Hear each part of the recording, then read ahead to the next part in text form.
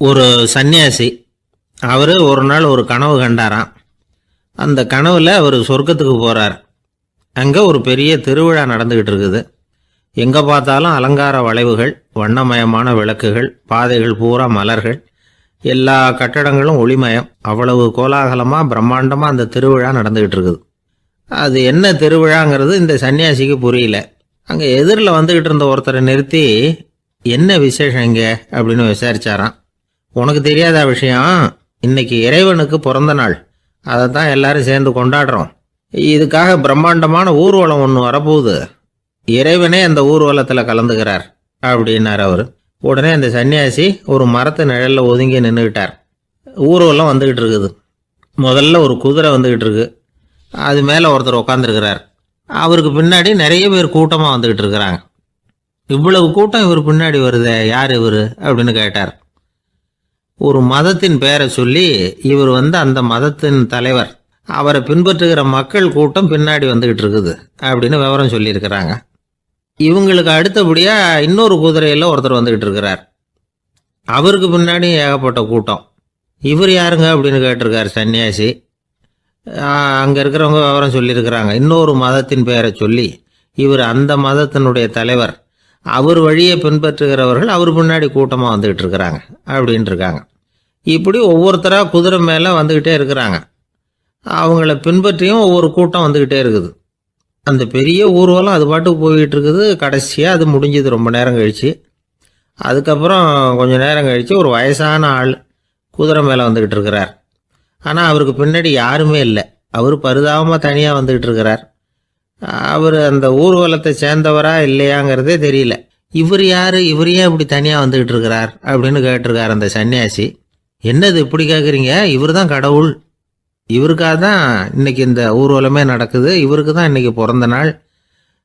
முன்னாடி போகிற ஊர்வலம் பூரா இவருடைய பிறந்த நாளை கொண்டாடுறதுக்காக தான் அப்படின்ட்டுருக்காங்க. இதை கேட்டதும் அந்த சன்னியாசிக்கு திடுக்குன்னு தூக்கி போட்டிருக்கு. இது வரைக்கும் கனவு கண்டுகிட்டு இருந்தவர் முடிச்சுக்கிட்டார். அதுக்கப்புறம் தான் யோசித்து பார்த்துருக்கார். உண்மைதான், மக்கள் எல்லாரும் பக்தி மார்க்கத்தில் போகிறதா நினச்சிக்கிட்டு பாதை மாறி போய்கிட்டு இருக்கிறாங்க. கடவுளை பின்பற்றுவதாக நினைக்கிறாங்க பக்தர்கள். ஆனால் கடவுளுக்கு பின்னாடி யாருமே இல்லை. இன்னமும் இயல்பாக இதை பற்றி யோசித்து பார்த்தா, உண்மைக்கு பின்னாடி தான் நான் போய்கிட்டு இருக்கேன் அப்படின்னு நிறைய பேர் சொல்கிறாங்க. ஆனால் அந்த உண்மை அனாதையாக போய்கிட்டு இருக்குது. அப்படி ஆயிட்டுது உலகம். இந்த காலத்துலேயும் ஒரு ஊர்வலம். ஒரு பெரிய மனுஷருக்கு பிறந்த நாள் விழா. அவர் குதிரை மேலே ஏறி முன்னாடி போய்கிட்டு இருக்கிறார். அவருக்கு பின்னாடி ஒரு 100 பேர் தொண்டர்கள் அவங்க பாட்டுக்கு போகிறாங்க.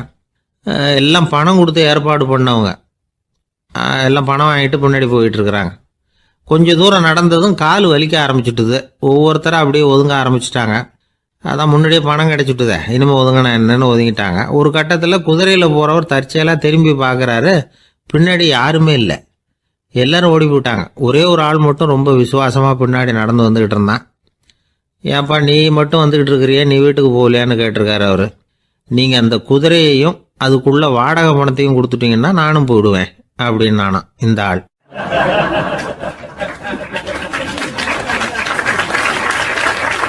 ஒரு ஊரில் ஒரு ஆள் இருந்தான். தையல் கடை வச்சுருந்தான். அவங்கிட்ட ஒருத்தன் ஒரு சட்டை துணி எடுத்து கொடுத்து தைக்க சொல்லியிருந்தான். வர்ற சனிக்கிழமை வா, வாங்கிட்டு போ அப்படின்னு அவன் சொல்லியிருந்தான். அதே மாதிரி இவன் வந்தான். அவன் தச்சு வச்சிருந்த சட்டையை கொடுத்தான். இவன் வாங்கி அங்கேயே போட்டு பார்த்தான். கை நீளம் ஒன்றுக்கு ஒன்று வித்தியாசமாக இருந்தது. வலது கை இடது பக்கத்தை விட நீளம் குறைச்சலாக இருந்தது. அவன் முணுமுணுக்க ஆரம்பிச்சுட்டான். என்ன இது இப்படி தைச்சுட்டியேன்னு. இதுக்கு அவன் சொன்னான், ஐயையோ இதுக்காகவா சங்கடப்படுறீங்க? வலது கையை மட்டும் கொஞ்சம் உள்ளே இழுத்தாப்புல வச்சுக்கிட்டீங்கன்னா சரியா போகுது. மற்றபடி அந்த சட்டையில் உள்ள கலை அம்சத்தை கவனிங்க. எவ்வளோ அற்புதமாக தைச்சிருக்கேன் பாருங்க. ஒரு சின்ன குறைய இப்படிலாம் பொருட்படுத்த வேண்டியதில்லை. நான் சொன்னது மாதிரி கையை கொஞ்சம் உள்ளே இழுத்தது மாதிரி வச்சுக்கிட்டு நடந்து போங்க, ஜோராக இருக்கும் அப்படின்னா. அவனும் யோசிச்சு பார்த்தான். சரியான யோசனையாக தான் தோணுச்சு. கொஞ்சம் முயற்சி பண்ணி வலது கையை கொஞ்சம் உள்ளே இழுத்து சட்டை சரியாக இருக்கிறது மாதிரி பண்ணிக்கிட்டான். இப்போ மறுபடியும் ஒரு பிரச்சனை. வலது கையை உள்ளே இழுத்த மாதிரி அப்படியே வச்சுக்கிட்டதும் முதுகு பக்கம் கொஞ்சம் துணி தளர்த்தியாக தொங்குறது மாதிரி தெரிஞ்சது. என்ன இது, முதுகு பக்கம் துணி குவிஞ்சுட்டுதே, தொங்குதே அப்படின்னா மறுபடியும் அடடா, இதுக்காகவா கவலைப்படுறீங்க? உடம்ப அதுக்கு தகுந்த மாதிரி கொஞ்சம் வளைச்சிக்கிட்டா சரியா போடுது. இதுக்காக அந்த அழகான தையலை பிரித்து அதில் உள்ள கலை அம்சத்தை கெடுக்கிறதுக்கு என் மனசு இடம் தரல. எவ்வளவுக்கு தளர்த்தியா இருக்கோ அவ்வளவுக்கு கொஞ்சம் உடம்ப வளைச்சி அப்படி குனிஞ்சது மாதிரி போங்க போதும் அப்படின்னா. அதுவும் நல்ல யோசனையாக தான் பட்டுது இவனுக்கு. சரின்னு சொல்லிவிட்டு புறப்பட்டான். தெருவில் இறங்கினான். கையை கொஞ்சம் உள்ளே இழுத்தான். உடம்ப கொஞ்சம் முன்னால் வளைச்சான். சட்டைக்கு தகுந்த மாதிரி உடம்ப பண்ணிக்கிட்டான். மெதுவாக நடந்து போகிறான். இப்போ எதிரில் இன்னொருத்தன் வரான். இவனை பார்க்குறான். இவன் போட்டிருக்கிற சட்டையை பார்க்குறான். ஆஹா அற்புதம்ங்கிறான். சும்மா சொல்லக்கூடாது, ரொம்ப நல்லா இருக்குது. நிச்சயமா இது இந்த ஊர் மேலே தெருவில் இருக்கிற ஒருத்தன் இருக்கானே, அவன் தைச்சதாக தான் இருக்கணும் அப்படின்னா. இதை கேட்டதும் அவனுக்கு ஆச்சரியம். எப்படி அவ்வளவு கரெக்டாக கண்டுபிடிச்சிங்க அப்படின்னு கேட்டிருக்கான். இதுக்கு அந்த வழிபோக்கன்னு சொன்னானா, அவன் ரொம்ப கெட்டிக்காரன். உங்களை மாதிரி உடம்பும் கையும் வளைஞ்சு போன ஒரு ஆசாமிக்கு அவனை தவிர வேற யாராலேயும் இவ்வளவு பொருத்தமான ஒரு சட்டையை தைக்க முடியாது அப்படின்னானா. பாருங்க, அவனுக்காக இவன் அனுசரிக்க போய் இவனோட நிலைமை எப்படி ஆயிடுது பாருங்க. இதே மாதிரி தான் சில சடங்குகளும் சம்பிரதாயங்களும் நம்மளை கோமாளி ஆக்கி விட்டுரும்.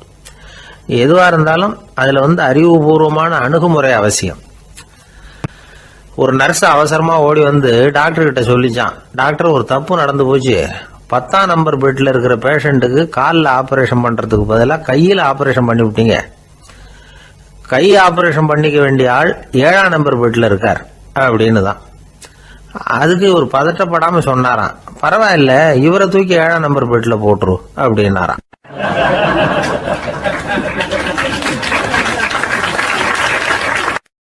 ஒரு ஊர்ல ஒருத்தர் இருந்தார். ரொம்ப நல்லவர். யாருக்காவது ஏதாவது கொடுத்துக்கிட்டே இருப்பார். கொடையாளி. தினமும் யாராவது ஒருத்தருக்கு ஏதாவது கொடுக்கலன்னா அவருக்கு தூக்கம் வராது. அப்படி ஒரு பழக்கம். அது மட்டும் இல்லை, அவர் கொடுக்கறது அடுத்தவங்களுக்கு தெரியாது. அவ்வளவு ரகசியமா அதை கொடுப்பார். வலது கை கொடுக்கறது இடது கைக்கு தெரியக்கூடாதுன்னு சொல்லுவாங்கல்ல, அது மாதிரி அவர்.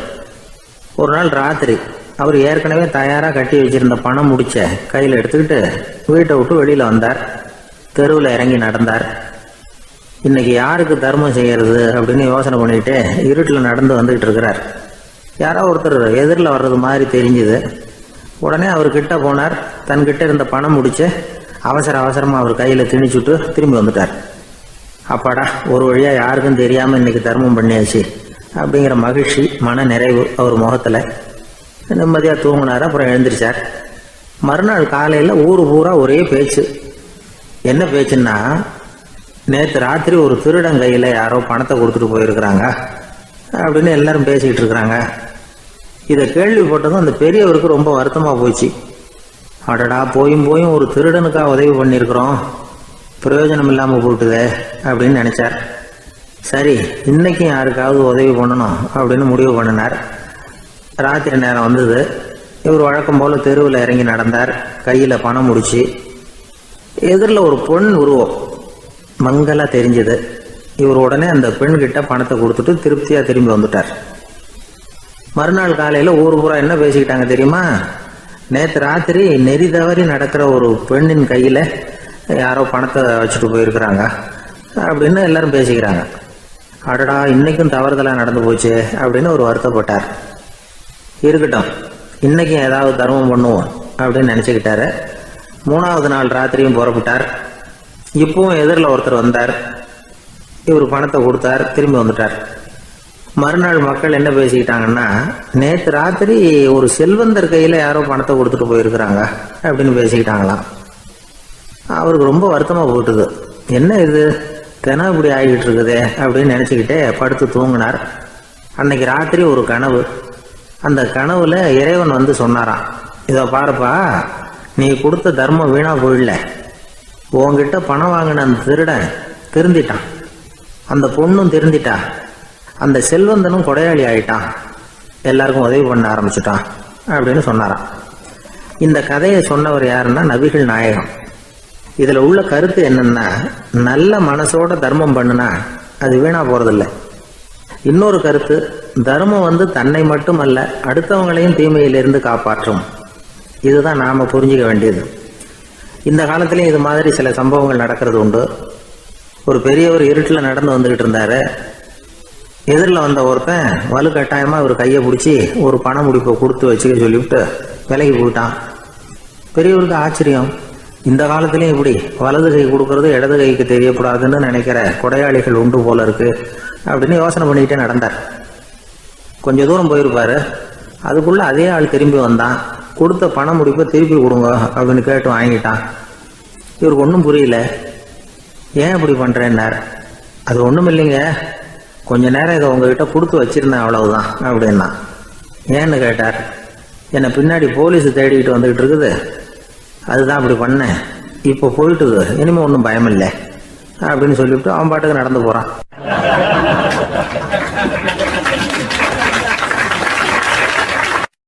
தான் மட்டும் வாழ்ந்தா போதும் அப்படின்னு நினைக்கிறவங்களும் உண்டு. தானும் வாழணும், அடுத்தவங்களும் வாழணும் அப்படின்னு நினைக்கிறவங்களும் உண்டு. முதல்ல சொன்ன வகையை சேர்ந்த மனிதர்கள் எப்படி தெரியுமா? எப்படியாவது தான் மட்டும் வாழ்ந்தால் போதுங்கிற நினைப்பு தான் எப்பவும் அவங்களுக்கு இருக்கும். தங்களுடைய வளர்ச்சிக்கு எது தடையா இருந்தாலும் சரி, யார் தடையா இருந்தாலும் சரி, அதை அழிச்சுட்டு தான் மறுவேலை பார்ப்பாங்க. அவங்கெல்லாம் பாவ காரியங்களுக்கு தயங்குறதே இல்லை. அப்படிப்பட்ட வாழ்க்கை அவங்களுக்கே இடைஞ்சல அமைஞ்சு விடுறது உண்டு. அதை விளக்கறதுக்கு ஒரு கதையும் உண்டு. ஒரு ஊர்ல அப்படிப்பட்ட ஆள் ஒருத்தன் இருந்திருக்கான். நிறைய பாவங்களை செஞ்சவன். அதன் காரணமா நரகப்படுகொழியில விழுந்துட்டான். நரகப்படுகொழிங்கிறது ஒரு பெரிய கிணறு மாதிரி. ஏற்கனவே பாவம் செஞ்சவங்க நிறைய பேர் அதில் விழுந்து கிடக்குறாங்க. உள்ள ஏகப்பட்ட சத்தம், எல்லாம் அந்த பாவாத்மாக்கள் போடுற சத்தம். இப்போ விழுந்தானே, இவனும் சத்தம் போட்டான்.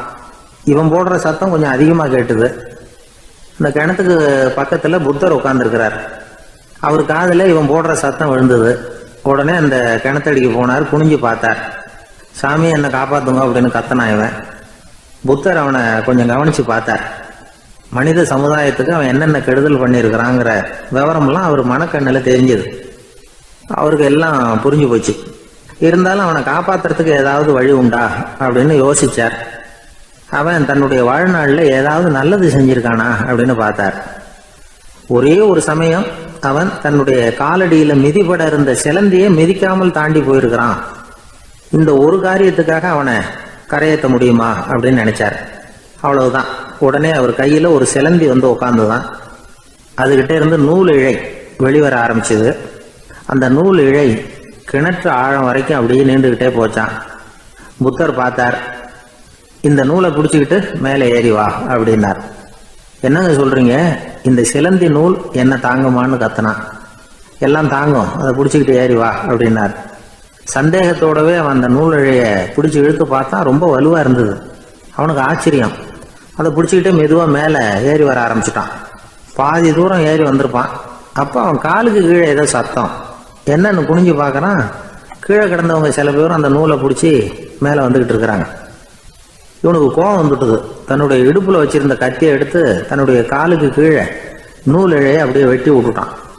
இனிமே நாம மட்டும்தான் மேலே ஏறி வந்துடணும் அப்படின்னு நினைச்சுக்கிட்டான். ஆனா நடந்தது என்ன தெரியுமா? மொத்த நூல் இழையும் அப்படியே அருந்து கீழே விழுந்துட்டுது. அவனும் பொத்துன்னு கீழே விழுந்துட்டான். மறுபடியும் கத்த ஆரம்பிச்சுட்டான். ஏற்கனவே அவன் செஞ்சிருந்த ஒரு சிறு கருணை அந்த நூல் இழைக்கு உறுதியை கொடுத்தது. இப்போ அவன் செஞ்ச பாவம் அந்த நூல் இழைய வலுவிழக்க செஞ்சுட்டுது. அடுத்தவங்களும் வாழணுங்கிற எண்ணம் அவனுக்கு இருந்திருந்தா இப்போ அவனும் கரையேறி வந்திருப்பான், மற்றவங்களும் சௌக்கியமா வந்து சேர்ந்திருப்பாங்க. அதனால நாமும் வாழணும், அடுத்தவங்களும் வாழணும் அப்படின்னு நினைக்கிறவன் வாழ்க்கையில சீக்கிரம் முன்னுக்கு வந்துடுவான். ஒருத்தன் ஒரு டாக்டர் கிட்ட போனான், மருந்து வாங்கினான். வாங்கி கொண்டாந்து பேசாம வச்சுட்டான், சாப்பிடல. அப்புறம் எதுக்காகப்பா போய் அவர்கிட்ட மருந்து வாங்கினேன் அப்படின்னு கேட்டாங்க. டாக்டர் வாழணும் இல்லையா, அதனாலதான் அப்படின்னா. அவர் கொடுத்த மருந்து நீ ஏன் சாப்பிடல அப்புறம் அப்படின்னு கேட்டாங்க. நான் வாழணும் இல்லையா, அதுக்காக தான் அப்படின்னா.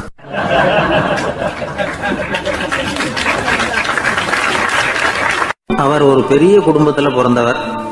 இருக்கிற சொத்துக்கள் எல்லாத்தையும் வாரி வழங்கி விட்டு காட்டுக்கு புறப்பட்டார் தவம் செய்யறதுக்காக. இருந்தது ஊராவும் கொடுத்துட்டார். இனிமே எதுவுமே இல்லை கொடுக்கறதுக்கு. அப்போ கடைசியா ஒருத்தன் வந்து கையை நீட்டினானா, ஐயா ஏதாவது கொடுங்கன்னு இருக்கான். அவர் பார்த்தார். கட்டி இருக்கிற வேட்டியை தவிர வேற எதுவுமே இல்லை. 8 முழம் பட்டு வேட்டி ஜரிகை கரையோடு இருக்குது. கடைசியா அதை தான் எடுத்துக்கிட்டு அவர் புறப்பட்டு இருக்கார். அவர் பார்த்தார். எதிரில் அவன் பரிதாபமா நின்றுட்டு இருக்கிறான். அந்த 8 முழ வேட்டியை 2ஆ கிழிச்சார். 4 முழத்தை அவங்ககிட்ட கொடுத்தாரு. மீதி 4 முழத்தை தன்னுடைய இடுப்புல கட்டிட்டு அவர் காட்டுக்கு போயிட்டார். இவன் என்ன பண்ணான் தெரியுமா?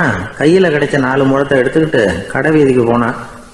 பழைய பட்டு வேட்டி ஜருகை இதெல்லாம் விலைக்கு வாங்குற வணிகர் ஒருத்தர் இருக்கார். அவர்கிட்ட போனான். இதை விலைக்கு எடுத்துக்கிறீங்களா அப்படின்னு கேட்டிருக்கான். அவர் வாங்கி பார்த்துருக்கார். ஆஹா, இது ரொம்ப அருமையான வேட்டி, விலை உயர்ந்த ஜருகை, இது ஏது உனக்கு அப்படின்னு கேட்டாரான். அவன் நடந்தது சொல்லியிருக்கான். அப்படின்னா ஒன்று செய்ய, இந்த வேட்டியோட இன்னொரு பாதியையும் மெதுவாக வாங்கிட்டு வந்துரு, உனக்கு நிறைய பணம் தர்றேன் அப்படின்னாரான் அந்த வணிகர். இவன் கொஞ்சம் யோசனை பண்ணி பார்த்தான். கொஞ்சம் இருங்கத்தை வந்துடுறேன் அப்படின்னு சொல்லிவிட்டு நேராக காட்டுக்கு போனான்.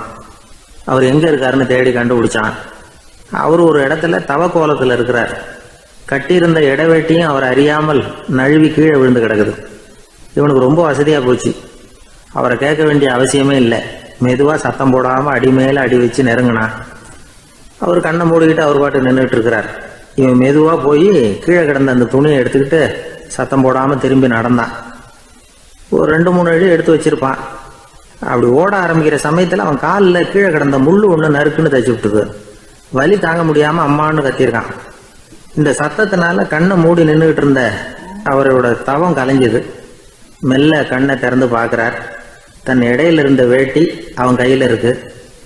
இப்போ அவர் நினைக்கிறார், என்ன நினைக்கிறாருன்னா, இந்த வேட்டி மீது நான் வைத்த ஆசையல்லவா அவனை திருடனாக ஆக்கி விட்டது அப்படின்னு நினைச்சாராம். இந்த வேட்டி மேல நாம வச்ச ஆசை அவனை திருடும்படி ஆக்கி விட்டதே அப்படின்னு நினைச்சாராம். இது எப்பேற்பட்ட மனநிலை அப்படிங்கிறத கொஞ்சம் யோசனை பண்ணி பாருங்க. தான் ஒரு பொருள் மேல வச்ச பற்று இன்னொரு மனிதன் திருடனாக ஆகிறதுக்கு காரணம் ஆயிட்டுதேன்னு நினைக்கிறார். அப்படி நினைச்ச அந்த பெரியவர் யார் தெரியுமா? அவர் தான் மகாவீரர். இழந்துட்டேங்கிறியே, நீ என்னத்தை கொண்டுகிட்டு வந்த எங்க இழந்துடுறதுக்கு? நீ என்னத்தை உண்டாக்குன இது அழிஞ்சுட்டுதுன்னு சொல்றதுக்கு? இதுதான் அவருடைய சிந்தனை. இன்றைக்கு நம்ம சிந்தனையெல்லாம் வேற மாதிரி இருக்குது. ஒருத்தன் நடுத்தருவில் உட்காந்து அழுதுகிட்டு இருந்தான். அந்த வழியா வந்தவர் ஒருத்தர், ஏன்பா அழறேன்னு கேட்டாராம். 5 ரூபா சார், இந்த இடத்துல விழுந்துட்டுது, ரொம்ப நேரமா தேடுறேன், கிடைக்காது போல இருக்கு அப்படின்னு சொல்லிவிட்டு அழறான். எப்போ தொலைஞ்சதுன்னு கேட்டாராம் அவரு. அது எனக்கு தெரியாது சார், பணத்தை தொலைச்சவன் தேடி பார்த்துட்டு போயிட்டான், நான் அவனுக்கு பின்னாடி தேட வந்தவன் அப்படின்னு நானா இவன்.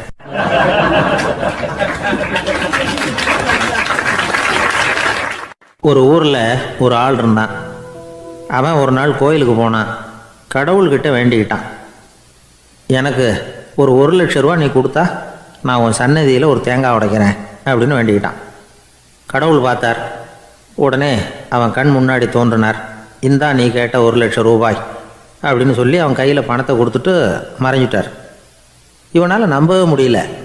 இவ்வளவு சுலபமாக கிடைக்கும்னு தெரிஞ்சிருந்தா அனாவசியமாக ஒரு தேங்காய் உடைக்கிறேன்னு வேண்டியிருக்க வேண்டியது இல்லையே அப்படின்னு நினச்சான். இருந்தாலும் வேண்டுதலை நிறைவேற்ற வேண்டியது கடமை. அதுக்காக என்ன பண்ணால், பக்கத்தில் ஒரு கடைக்கு போனான். ஒரு தேங்காயை கையில் எடுத்தான். இது என்ன விலைன்னு கேட்டான். 5 ரூபான்னார் கடையில் இருந்தவர்.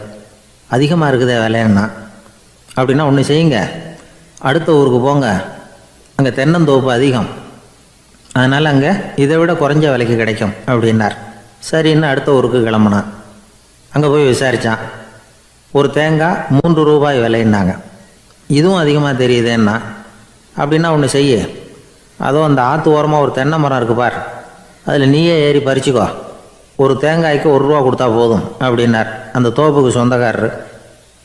இவனுக்கு மரம் ஏற தெரியாது. இருந்தாலும் ஆசை யாரை விட்டுது, விலை சல்லிசாக இருக்குதே. ஆற்று ஓரம் போனால் தட்டு தடுமாறி அந்த மரத்தில் ஏறினா அந்த தென்னை மரம் வளைஞ்சி ஆற்று பக்கம் போய் அப்புறம் நிமிர்ந்து இருந்தது.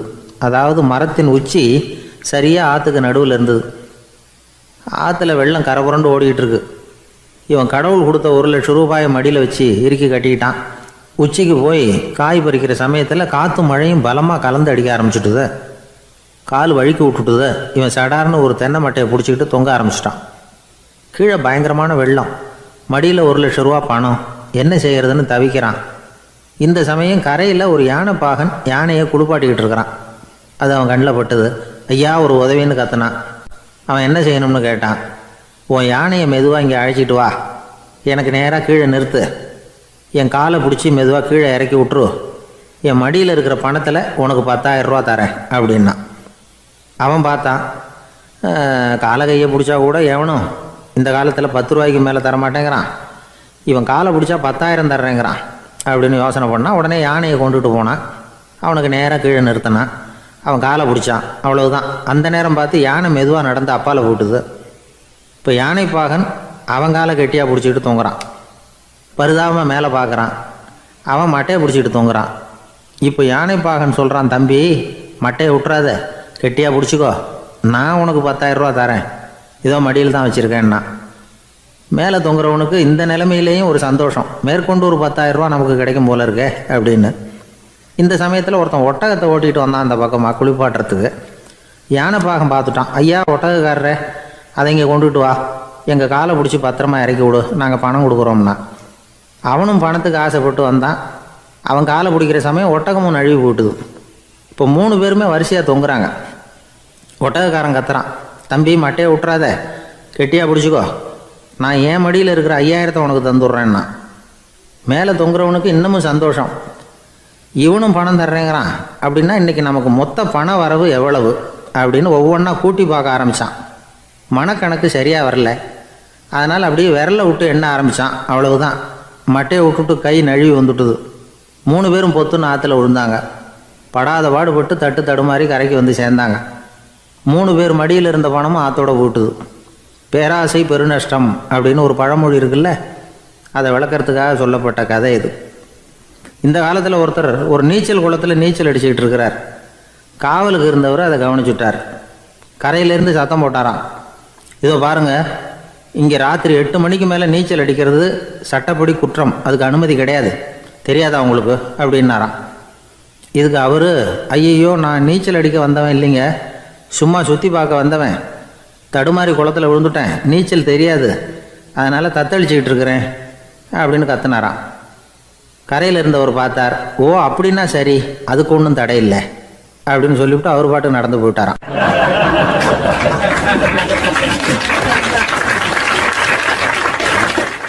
நம்மளை மாதிரி ஒரு ஆசாமி அவன் நம்மளை மாதிரியே கற்பனை பண்ணான்.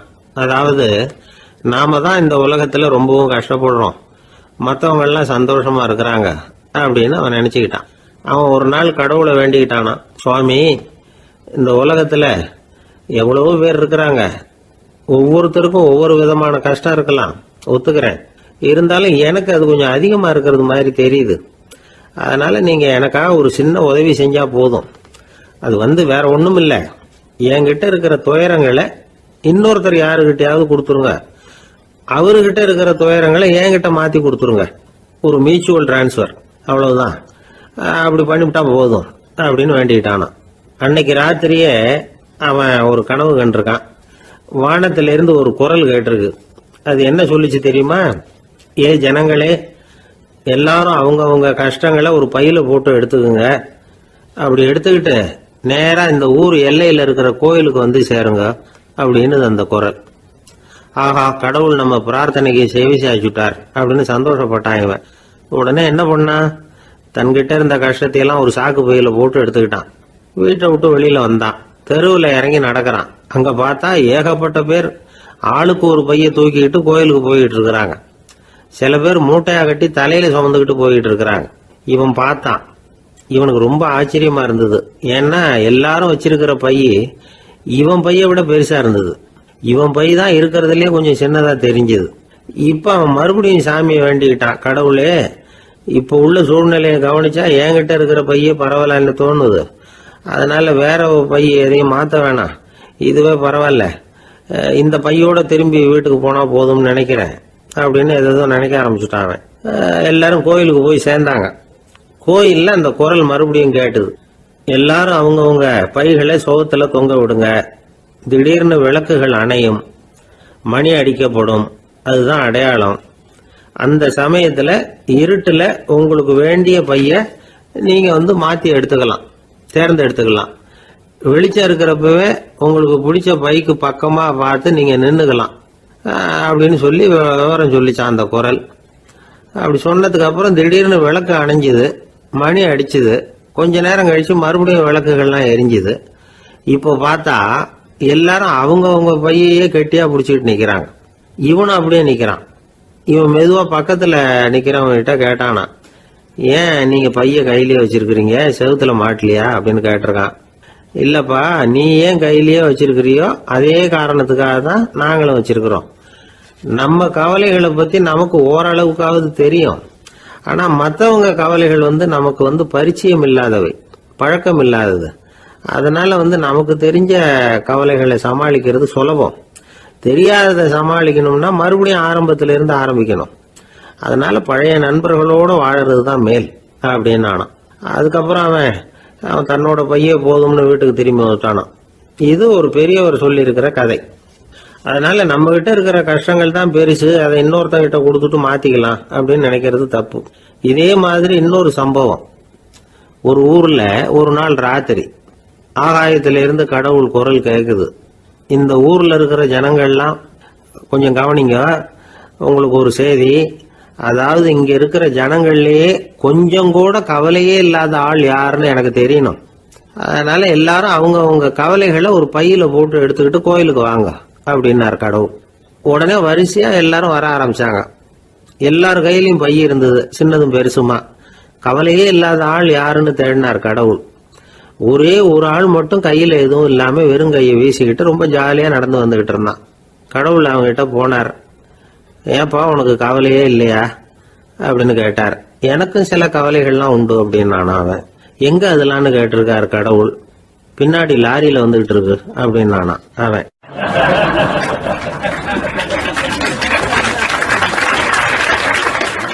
அசோக மன்னர் வந்துகிட்டு இருக்கார். அவருடைய ஆலோசகர்கள் எல்லாம் பக்கத்துல வந்துகிட்டு இருக்கிறாங்க. அந்த சமயத்துல எதிரில் ஒரு புத்த பிக்ஷு வர்றார். அசோகர் பார்க்கிறார். ஓடி போய் அவர் காலில் விழுந்து வணங்குறார். அசோக மன்னரின் தலை அந்த புத்த துறவியின் பாதத்துல பட்டுக்கிட்டு இருக்கு. பக்கத்துல நின்றுகிட்டு இருந்த அமைச்சருக்கு இது ரொம்ப சங்கடமா போச்சு. ரொம்ப வருத்தப்பட்டார். நம்ம அசோக சக்கரவர்த்தி எப்பேற்பட்டவர், அவரோட தலை ஒரு சன்னியாசியின் பாதத்துல படுறதா அப்படின்னு நினைச்சு ரொம்ப கவலைப்பட்டார்.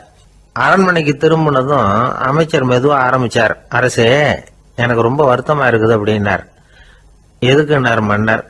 அசோக சக்கரவர்த்தியின் தலை, அதாவது அந்த சிரம், ரொம்ப மதிப்புமிக்க ஒன்று. அது ஒரு சன்னியாசியின் காலில் படலாமா அப்படின்னார். அசோகர் பதில் சொல்லல, சிரிச்சார், போயிட்டார். அதுக்கப்புறம் ஒரு சரியான சந்தர்ப்பத்துக்காக காத்துக்கிட்டு இருந்தார். ஒரு நாள் அமைச்சரை கூப்பிட்டார். எனக்கு 3 தலைகள் வேணும் அப்படின்னார். சொல்லுங்க, கொண்டுகிட்டு வரேன் அப்படின்னார் அமைச்சர். அசோகர் சொன்னார், முதல்ல எனக்கு தேவையானது ஒரு ஆட்டின் தலை, 2வது ஒரு புலியின் தலை, 3வது ஒரு மனிதனின் தலை. இதுதான் அசோகர் கேட்டது. எங்க இருந்தாலும் கொண்டு வாங்கன்னார். அமைச்சர் புறப்பட்டார். ஆட்டுத்தலை, புலித்தலை கிடைச்சிட்டுது. அப்புறமா ஒரு சுடுகாட்டுக்கு போய் ஒரு மனித தலையும் சேகரம் பண்ணிட்டு ராஜா கிட்ட வந்துட்டார். அரசே, உங்கள் ஆணைப்படி 3 தலைகளையும் கொண்டு வந்திருக்கிறேன்னார். அசோகர் பார்த்தார். ரொம்ப நல்லது, இப்ப இது 3ஐயும் எடுத்துக்கிட்டு போய் சந்தையில வித்துட்டு வாங்க அப்படின்னார். அமைச்சர் அதுகளை எடுத்துக்கிட்டு சந்தைக்கு போனார். முதல்ல ஆட்டுத்தலை நல்ல விலைக்கு வித்து போச்சு. நல்ல விலை கொடுத்து வாங்கிட்டு போட்டாங்க. அடுத்தபடியா புலி தலைய ஒருத்தர் வாங்கிட்டார். அதை பாடம் பண்ணி வீட்டில் மாட்டி வைக்கலாமே அப்படின்னு நினைச்சு அதையும் வாங்கிட்டு போட்டார். மனித தலையை மட்டும் வாங்கறதுக்கு யாரும் முன் வரல. எல்லாரும் அதை பார்த்துட்டு விலைக்கு போக ஆரம்பிச்சாங்க. அமைச்சர் திரும்பி வந்தார். அரசே, இந்த தலையை மட்டும் யாரும் வாங்க மாட்டேங்கிறாங்க அப்படின்னார். சரி, பரவாயில்ல, இதை இலவசமாவே எனாமாவே யாருக்கிட்டையாவது கொடுத்துட்டு வந்துருங்க அப்படின்னார். அமைச்சர் மறுபடியும் சந்தைக்கு போனார். இதை இலவசமா தரேன், இதை வாங்கிக்கோங்க அப்படின்னார். அப்பவும் அதை யாரும் வாங்கிக்கிறதுக்கு தயாரா இல்லை. மறுபடியும் திரும்பி வந்து மன்னர்கிட்ட விவரத்தை சொன்னார். இப்போ மன்னர் சொல்றார், அமைச்சரே, உயிர் இருக்கிற வரைக்கும் தான் இந்த தலைக்கு மதிப்பு. ஜீவன் போனதுக்கு அப்புறம் அதோட மதிப்பும் போயிடுது. அதனால மதிப்பு இருக்கும் பொழுதே பெரியவர்கள் பாதம் பணிந்து அந்த புனிதத்தை பெற்றுக்கொள்ளணும் அப்படின்னார். பணிவுங்கிறது வேற, அடிமைத்தனம்ங்கிறது வேற. பெரியவர்களை பணிவது நமக்கு பெருமை தரக்கூடிய விஷயம். இதை மனசுல வச்சுக்கிட்டு எப்போ காலில் விழணும், எப்போ காலில் விழக்கூடாது அப்படிங்கிறத முடிவு பண்ணிக்கணும். ஒரு சாதாரண ஆள் நடந்து வந்துகிட்டு இருந்தார். எதிரில் வந்த ஒரு பெரிய மனுஷன் ஓடி போய் அவர் காலில் விழுந்து தன்னுடைய தலையை அவர் பாதத்தில் கொண்டு போய் வச்சார். கொஞ்ச நேரம் கழிச்சு எழுந்திரிச்சு வந்துட்டார். வந்த பிறகு இவரை கேட்டேன், ஏன் திடீர்னு ஓடி போய் அந்த ஆளு காலில் விழுந்தீங்க அப்படின்னு. அவர் போட்டிருக்கிறது என்னோட காணாம போன செருப்பான்னு கண்டுபிடிக்கிறதுக்காக அப்படி விழுந்தேன் அப்படின்னார்.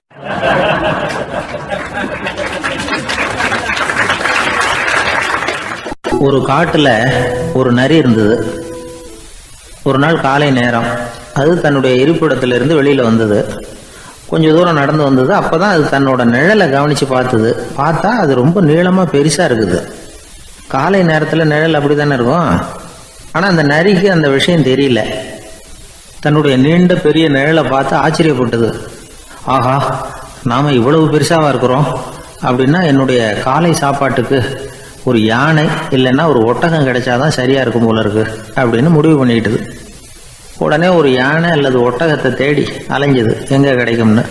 கிடைக்கவே இல்லை. மத்தியானம் 12 மணி ஆயிட்டுது. பசியோடு அலையுது.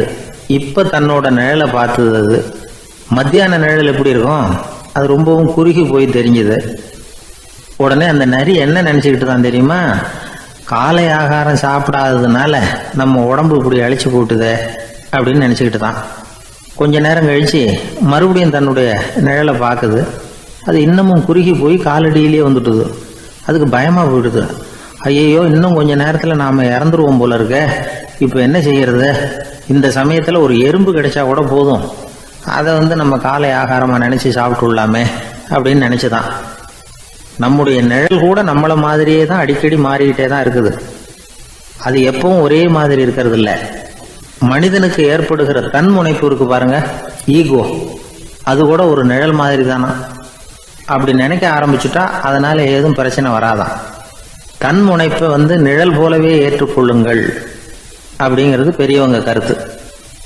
ஒரு காரியத்தை வெற்றிகரமா நல்ல விதமா செஞ்சு முடிக்கிறோம்னு வச்சுக்கோங்க. அந்த சமயத்துல ஒரு வித நுட்பமான தற்பெருமை நமக்குள்ள உண்டாகுது. இது இயற்கையானது, அதனால இது மேல பற்று வைக்கக்கூடாது. அப்படி வைக்க ஆரம்பிச்சுட்டா அந்த தற்பெருமை ஒரு நிரந்தர விருந்தாளியா நம்ம கிட்ட தங்கிக்கும். நம்ம நிழல் எப்படின்னு பாருங்க, நாம நடக்கும் பொழுது நம்ம பின்னாடியே வரும். தன்முனைப்பையும் அப்படியே நினைச்சுக்குங்க. நிழல் யாருக்கும் எந்த பிரச்சனையையும் உண்டாக்குறது இல்லை. ஆனா அந்த நிழலை கண்டே நாம பயப்பட ஆரம்பிச்சுட்டா நாம எதுலையும் வெற்றி காண முடியாது. நிழலோட சண்டை போடக்கூடாது. அது மாதிரி தன்முனைப்போடவும் நாம சண்டை போட வேண்டியதில்லை. இல்லாத ஒன்றோடு சண்டை போடுறது எப்படின்னா, அது இருட்டோட சண்டை போடுறது மாதிரி. நாம நிழல் கிடையாது. நம்ம கிட்ட இருக்கிற தன்முனைப்பு ஒரு நிழல். நம்ம நிழலையும் நமக்கு சமமா பாக்குறோம் பாருங்க, அங்கதான் சிக்கலே ஆரம்பம். இப்போ நாம நடந்து போயிட்டு இருக்கிறோம். நம்ம நிழல் தரையில விழுது. யாரோ ஒருத்தர் நம்ம நிழல் மேல காலை வச்சு நடந்து போறார். உடனே அவர்கிட்ட சண்டைக்கா போறோம், ஏண்டா என் நிழலை மிதிச்ச அப்படின்னு. நமக்கு தெரியும் அது நிழல் தாங்கிறது. அவர் உங்க மேல நடக்கல, உங்களுடைய நிழல் மேலதான் நடக்கிறார். அது மாதிரி உங்க தன்முனைப்பின் மேல யாராவது நடந்தா உங்களை அவமானப்படுத்துறதா நினைக்கிறீங்க. காரணம், நாமளும் நம்ம தன்முனைப்பும் ஒண்ணுங்கிற நினைப்பு தான் காரணம்.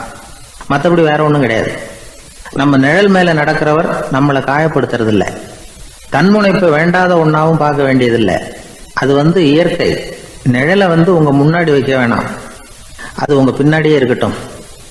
நிழலின் நிழலாகி விடாதீர்கள், நீங்கள் நீங்களாகவே இருங்கள். இதுதான் சான்றோர் சிந்தனை. ஒரு பேருந்துல ஒரே நெரிசல். ஒருத்தர் பக்கத்துல நின்றுகிட்டு இருந்தவர்கிட்ட ரொம்ப பணிவா விசாரிச்சார், ஏன் சார், நீங்க ஏதாவது பெரிய உத்தியோகத்துல இருக்கிறீங்களா அப்படின்னார். அப்படிலாம் ஒண்ணும் இல்லைங்கன்னார் அவரு. அப்படின்னா வேற ஏதாவது அரசியல்ல பெரிய பதவியில் இருக்கிறீங்களா அப்படின்னு கேட்டார். அதுவும் இல்லைங்கன்னார். சரி, பணமாவது அதிகமா வச்சிருக்கீங்களா அப்படின்னு கேட்டார். அப்படிலாம் ஒன்றும் கிடையாது சார்னார் அவரு. அப்புறம் எதுக்குடா என் காலை மிதிச்சுக்கிட்டு இருக்கிற, இடரா காலை அப்படின்னாராம் இவர்.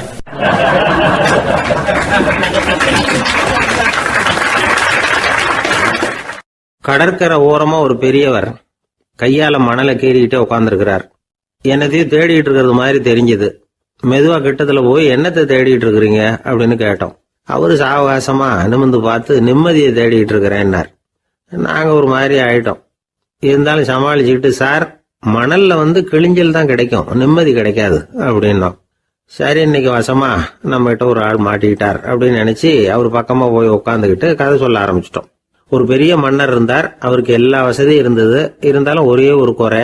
அது என்னன்னா நிம்மதி இல்லைங்கிற குறை. அரண்மனையில் தினமும் கலை நிகழ்ச்சி, நாட்டியம் எல்லாம் நடந்துகிட்டு தான் இருந்தது. இருந்தாலும் நிம்மதி இல்லை.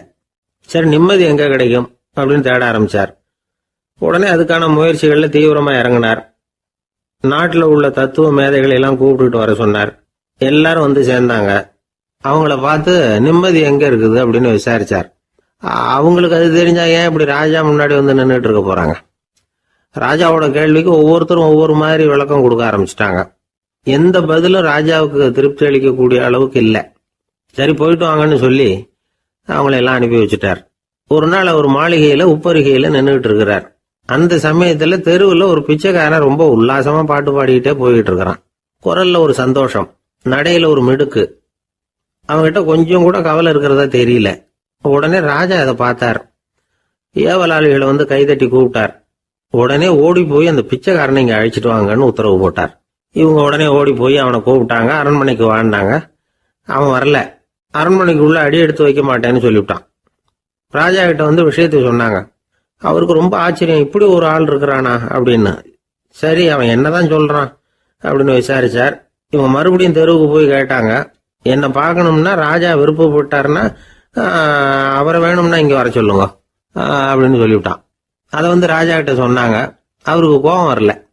இவ்வளவு சுதந்திர உணர்வோடு இருக்கிறவன் சாதாரண ஆளா இருக்க முடியாது அப்படின்னு நினைச்சார். உடனே கிடுகிடுன்னு இறங்கி தெருவுக்கு வந்தார். பிச்சைக்காரங்கிட்ட போனார். நீ கவலைப்படாம சந்தோஷமா பாடிக்கிட்டு போறியே, அது எப்படி முடியுது உன்னால அப்படின்னு கேட்டார். ஏன் அப்படி கேட்குறீங்கன்னு அவன், அதுக்கு இல்ல, எனக்கு அரண்மனையில எவ்வளவோ சுகபோகங்கள்லாம் இருக்கு, இருந்தாலும் நிம்மதி இல்லை. இது ஏன்னு எனக்கு தெரியல. இந்த தேசத்துல உள்ள அறிஞர்களை எல்லாம் கூப்பிட்டு கேட்டு பார்த்துட்டேன், அவங்களுக்கும் தெரியல. உன்னை கேட்டா தெரியும்னு நினைச்சேன், அதனாலதான் சந்திக்கிறதுக்கு ஆசைப்பட்டேன். ஆனா நீ வரமாட்டேன்னுட்டியே அப்படின்னார். பிச்சைக்காரன் கடகடன்னு சிரிக்க ஆரம்பிச்சுட்டான். மகிழ்ச்சிக்கும் உங்களுக்கும் தடையா இருக்கிறது இந்த மாளிகை தான். இதை விட்டுட்டு வெளியில வந்துட்டா நிம்மதி தேடிட்டு வந்துடும்னா. நான் அரசன், எனக்குன்னு கடமைகள் இருக்கு, அதையெல்லாம் விட்டுட்டு எப்படி வர முடியும்னார் ராஜா. ரெண்டும் ஒரே நேரத்துல கிடைக்கணுங்கிறது முடியாத காரியம். உங்க சுகபோகத்துக்கு விலையாதான் உங்க நிம்மதியை கொடுத்துக்கிட்டு இருக்கிறீங்க. என்ன பாருங்க, என்கிட்ட எதுவும் இல்லை, அதனால எதுவும் போயிடுமோங்கிற பயமும் இல்லை, நிம்மதியா இருக்கிறேன் அப்படின்னா அவன்.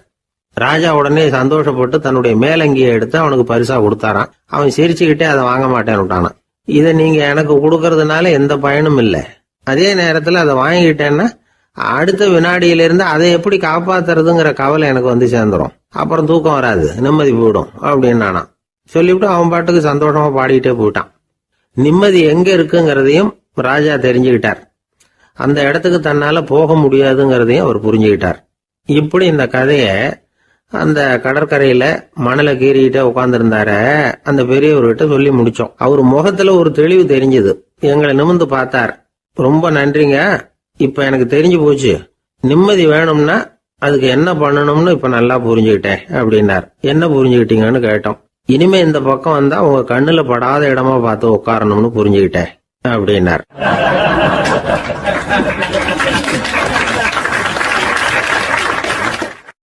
ஒரு சன்னியாசி, அவரு ஒரு நாள் ஒரு கனவு கண்டாராம்.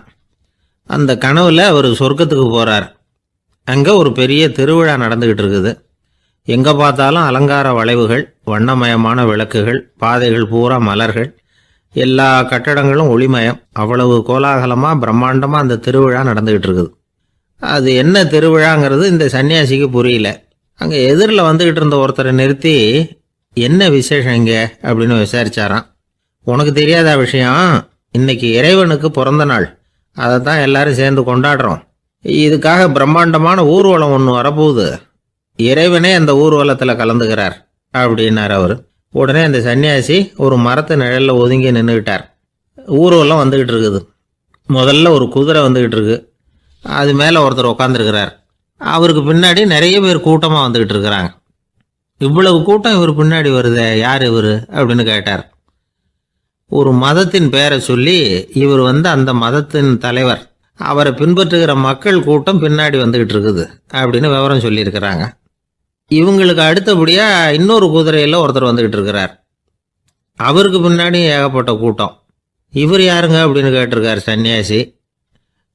அங்கே இருக்கிறவங்க விவரம் சொல்லியிருக்கிறாங்க. இன்னொரு மதத்தின் பெயரை சொல்லி, இவர் அந்த மதத்தினுடைய தலைவர், அவர் வழியை பின்பற்றுகிறவர்கள் அவர் பின்னாடி கூட்டமாக வந்துகிட்டு இருக்கிறாங்க அப்படின்ட்டு இருக்காங்க. இப்படி ஒவ்வொருத்தராக குதிரை மேலே வந்துக்கிட்டே இருக்கிறாங்க. அவங்கள பின்பற்றியும் ஒவ்வொரு கூட்டம் வந்துக்கிட்டே இருக்குது. அந்த பெரிய ஊர்வலம் அது பாட்டுக்கு போய்கிட்டு இருக்குது. கடைசியாக அது முடிஞ்சது ரொம்ப நேரம் கழித்து. அதுக்கப்புறம் கொஞ்சம் நேரம் கழித்து ஒரு வயசான ஆள் குதிரை மேலே வந்துக்கிட்டு இருக்கிறார். ஆனால் அவருக்கு பின்னாடி யாருமே இல்லை. அவர் பரிதாபமாக தனியாக வந்துக்கிட்டு இருக்கிறார். அவர் அந்த ஊர்வலத்தை சேர்ந்தவரா இல்லையாங்கிறதே தெரியல. இவர் யார், இவர் ஏன் இப்படி தனியாக வந்துக்கிட்டு இருக்கிறார் அப்படின்னு கேட்டிருக்கார் அந்த சன்னியாசி. என்னது இப்படி கேட்குறீங்க? இவர் தான் கடவுள். இவருக்காக தான் இன்னைக்கு இந்த ஊர்வலமே நடக்குது. இவருக்கு தான் இன்னைக்கு பிறந்த நாள். முன்னாடி போகிற ஊர்வலம் பூரா இவருடைய பிறந்த நாளை கொண்டாடுறதுக்காக தான் அப்படின்ட்டு இருக்காங்க. இதை கேட்டதும் அந்த சன்னியாசிக்கு திடுக்குன்னு தூக்கி போட்டிருக்கு. இது வரைக்கும் கனவு கண்டுகிட்டு இருந்தவர் முடிச்சுக்கிட்டார். அதுக்கப்புறம் தான் யோசிச்சு பார்த்துருக்கார். உண்மைதான், மக்கள் எல்லாரும் வந்து பக்தி மார்க்கத்தில் போகிறதா நினச்சிக்கிட்டு பாதம் மாறி போயிட்டு இருக்கிறாங்க. கடவுளை பின்பற்றுவதாக நினைக்கிறாங்க பக்தர்கள். ஆனால் கடவுளுக்கு பின்னாடி யாருமே இல்லை. இன்னமும் இயல்பாக இதை பற்றி யோசிச்சு பார்த்தா உண்மைக்கு பின்னாடி தான் நான் போய்கிட்டு இருக்கேன் அப்படின்னு நிறைய பேர் சொல்கிறாங்க. ஆனால் அந்த உண்மை வந்து அனாதையாக போய்கிட்டு இருக்குது. அப்படி ஆயிட்டுது உலகம். இந்த காலத்துலேயும் ஒரு ஊர்வலம். ஒரு பெரிய மனுஷருக்கு பிறந்த நாள் விழா. அவர் குதிரை மேலே ஏறி முன்னாடி போயிட்டு இருக்கிறார். அவருக்கு பின்னாடி ஒரு 100 பேர் தொண்டர்கள் அவங்க பாட்டுக்கு போகிறாங்க. எல்லாம் பணம் கொடுத்து ஏற்பாடு பண்ணவங்க. எல்லாம் பணம் வாங்கிட்டு முன்னாடி போயிட்டுருக்குறாங்க. கொஞ்சம் தூரம் நடந்ததும் கால் வலிக்க ஆரம்பிச்சுட்டுது. ஒவ்வொருத்தரும் அப்படியே ஒதுங்க ஆரம்பிச்சிட்டாங்க. அதான் முன்னாடியே பணம் கிடச்சிட்டுதே, இனிமேல் ஒதுங்கினா என்னன்னு ஒதுங்கிட்டாங்க. ஒரு கட்டத்தில் குதிரையில் போகிறவர் தற்செயலாக திரும்பி பார்க்குறாரு. பின்னாடி யாருமே இல்லை. எல்லாரும் ஓடி போயிட்டாங்க. ஒரே ஒரு ஆள் மட்டும் ரொம்ப விசுவாசமாக பின்னாடி நடந்து வந்துக்கிட்டு இருந்தான். ஏன்ப்பா நீ மட்டும் வந்துக்கிட்டு இருக்கிறியே, நீ வீட்டுக்கு போகலையான்னு கேட்டிருக்காரு அவர். நீங்கள் அந்த குதிரையையும் அதுக்குள்ள வாடகை பணத்தையும் கொடுத்துட்டீங்கன்னா நானும் போயிடுவேன் அப்படின்னு நானும் இந்த ஆள்.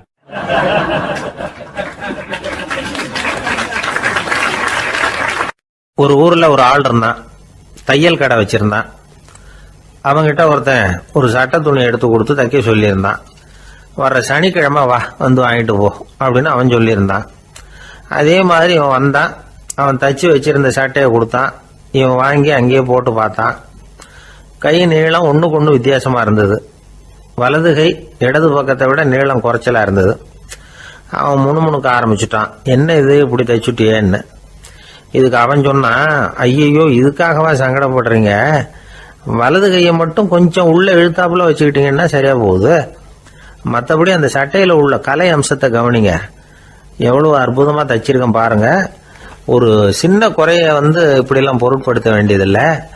நான் சொன்னது மாதிரி கையை கொஞ்சம் உள்ள இழுத்தது மாதிரி வச்சுக்கிட்டு நடந்து போங்க, ஜோரா இருக்கும் அப்படின்னா. அவனும் யோசிச்சு பார்த்தான். சரியான யோசனையாக தான் தோணுச்சு. கொஞ்சம் முயற்சி பண்ணி வலது கையை கொஞ்சம் உள்ள இழுத்து சட்டை சரியா இருக்கிறது மாதிரி பண்ணிக்கிட்டான்.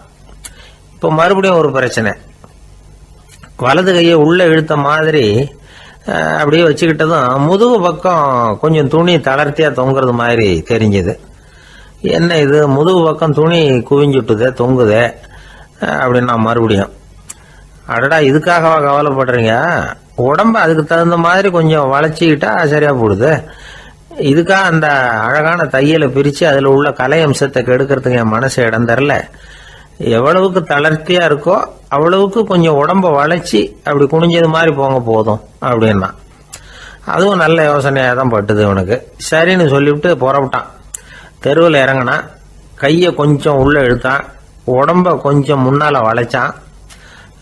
சட்டைக்கு தகுந்த மாதிரி உடம்ப பண்ணிக்கிட்டான். மெதுவாக நடந்து போகிறான். இப்போ எதிரில் இன்னொருத்தன் வரான். இவனை பார்க்குறான். இவன் போட்டிருக்கிற சட்டையை பார்க்குறான். ஆஹா அற்புதம்ங்கிறான். சும்மா சொல்லக்கூடாது, ரொம்ப நல்லா இருக்குது. நிச்சயமா இது வந்து இந்த ஊர் மேல தெருவில் இருக்கிற ஒருத்தன் இருக்கானே அவன் தைச்சதா தான் இருக்கணும் அப்படின்னா. இதை கேட்டதும் அவனுக்கு ஆச்சரியம். எப்படி அவ்வளவு கரெக்டாக கண்டுபிடிச்சிங்க அப்படின்னு கேட்டிருக்கான். இதுக்கு அந்த வழிபோக்கன்னு சொன்னானா, அவன் ரொம்ப கெட்டிக்காரன். உங்களை மாதிரி உடம்பும் கையும் வளைஞ்சு போன ஒரு ஆசாமிக்கு அவனை தவிர வேற யாராலேயும் இவ்வளவு பொருத்தமான ஒரு சட்டையை தைக்க முடியாது அப்படின்னானா. பாருங்க, அவனுக்காக இவன் அனுசரிக்க போய் இவனோட நிலைமை எப்படி ஆயிடுது பாருங்க. இதே மாதிரி தான் சில சடங்குகளும் சம்பிரதாயங்களும் நம்மளை வந்து கோமாளி ஆக்கி விட்டுரும். எதுவா இருந்தாலும் அதுல வந்து அறிவுபூர்வமான அணுகுமுறை அவசியம். ஒரு நர்ஸ் அவசரமா ஓடி வந்து டாக்டர் கிட்ட சொல்லிச்சான், டாக்டர் ஒரு தப்பு நடந்து போச்சு, 10ஆம் நம்பர் பெட்டில் இருக்கிற பேஷண்ட்டுக்கு காலில் ஆப்ரேஷன் பண்ணுறதுக்கு பதிலாக கையில் ஆப்ரேஷன் பண்ணி விட்டீங்க. கை ஆப்ரேஷன் பண்ணிக்க வேண்டிய ஆள் 7ஆம் நம்பர் பெட்டில் இருக்கார் அப்படின்னு தான். அதுக்கு ஒரு பதட்டப்படாமல் சொன்னாராம், பரவாயில்ல இவரை தூக்கி 7ஆம் நம்பர் பெட்டில் போட்டுரு அப்படின்னாராம்.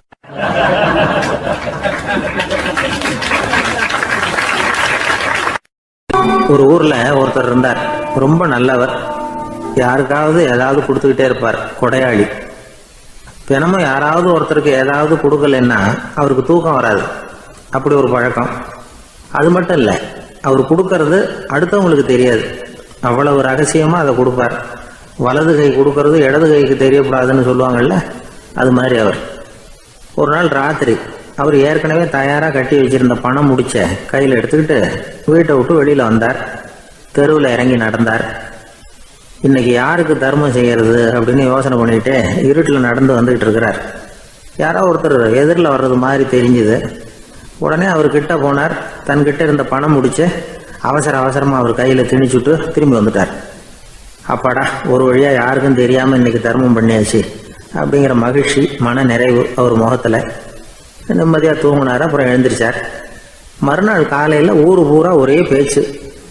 என்ன பேச்சுன்னா, நேற்று ராத்திரி ஒரு திருடன் கையில் யாரோ பணத்தை கொடுத்துட்டு போயிருக்கிறாங்க அப்படின்னு எல்லாரும் பேசிக்கிட்டு இருக்கிறாங்க. இதை கேள்விப்பட்டதும் அந்த பெரியவருக்கு ரொம்ப வருத்தமாக போச்சு. அடடா, போயும் ஒரு திருடனுக்காக உதவி பண்ணியிருக்கிறோம், பிரயோஜனம் இல்லாமல் போட்டுதே அப்படின்னு நினைச்சார். சரி, இன்னைக்கும் யாருக்காவது உதவி பண்ணணும் அப்படின்னு முடிவு பண்ணினார். ராத்திரி நேரம் வந்தது. இவர் வழக்கம் போல தெருவில் இறங்கி நடந்தார். கையில் பணம் முடிச்சு. எதிரில் ஒரு பெண் உருவம் மங்கலா தெரிஞ்சது. இவர் உடனே அந்த பெண் கிட்ட பணத்தை கொடுத்துட்டு திருப்தியா திரும்பி வந்துட்டார். மறுநாள் காலையில ஊர் பூரா என்ன பேசிக்கிட்டாங்க தெரியுமா? நேற்று ராத்திரி நெறி தவறி நடக்கிற ஒரு பெண்ணின் கையில யாரோ பணத்தை வச்சுட்டு போயிருக்கிறாங்க அப்படின்னு எல்லாரும் பேசிக்கிறாங்க. அடடா, இன்னைக்கும் தவறுதலா நடந்து போச்சு அப்படின்னு ஒரு வருத்தப்பட்டார். இருக்கட்டும், இன்னைக்கு ஏதாவது தர்மம் பண்ணுவோம் அப்படின்னு நினைச்சுக்கிட்டாரு. 3வது நாள் ராத்திரியும் புறப்பட்டார். இப்பவும் எதிரில் ஒருத்தர் வந்தார். இவர் பணத்தை கொடுத்தார், திரும்பி வந்துட்டார். மறுநாள் மக்கள் என்ன பேசிக்கிட்டாங்கன்னா, நேற்று ராத்திரி ஒரு செல்வந்தர் கையில் யாரோ பணத்தை கொடுத்துட்டு போயிருக்கிறாங்க அப்படின்னு பேசிக்கிட்டாங்களாம். அவருக்கு ரொம்ப வருத்தமாக போட்டுது. என்ன இது, தினம் இப்படி ஆகிட்டு இருக்குதே அப்படின்னு நினச்சிக்கிட்டே படுத்து தூங்கினார். அன்னைக்கு ராத்திரி ஒரு கனவு. அந்த கனவுல இறைவன் வந்து சொன்னாராம், இதை பாருப்பா, நீ கொடுத்த தர்மம் வீணா போயிடல.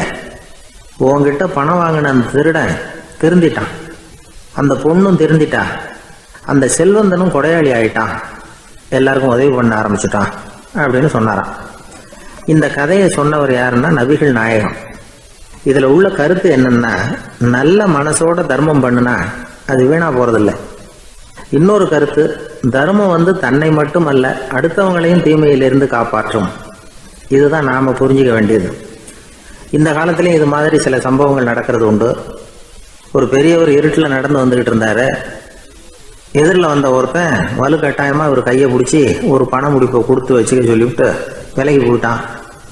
பெரியவருக்கு ஆச்சரியம், இந்த காலத்திலையும் இப்படி வலது கை கொடுக்கறது இடது கைக்கு தெரியக்கூடாதுன்னு நினைக்கிற கொடையாளிகள் உண்டு போல இருக்கு அப்படின்னு யோசனை பண்ணிக்கிட்டே நடந்தார். கொஞ்ச தூரம் போயிருப்பாரு. அதுக்குள்ள அதே ஆள் திரும்பி வந்தான். கொடுத்த பண முடிப்பை திருப்பி கொடுங்க அப்படின்னு கேட்டு வாங்கிட்டான். இவருக்கு ஒன்றும் புரியல. ஏன் இப்படி பண்றேன்னார். அது ஒன்றும் இல்லைங்க, கொஞ்ச நேரம் இதை உங்ககிட்ட கொடுத்து வச்சிருந்தேன், அவ்வளவுதான் அப்படின்னா. ஏன்னு கேட்டார். என்னை பின்னாடி போலீஸ் தேடிக்கிட்டு வந்துகிட்டு இருக்குது, அதுதான் அப்படி பண்ணேன், இப்போ போயிட்டுது, இனிமே ஒன்றும் பயம் இல்லை அப்படின்னு சொல்லிவிட்டு அவன் பாட்டுக்கு நடந்து போறான்.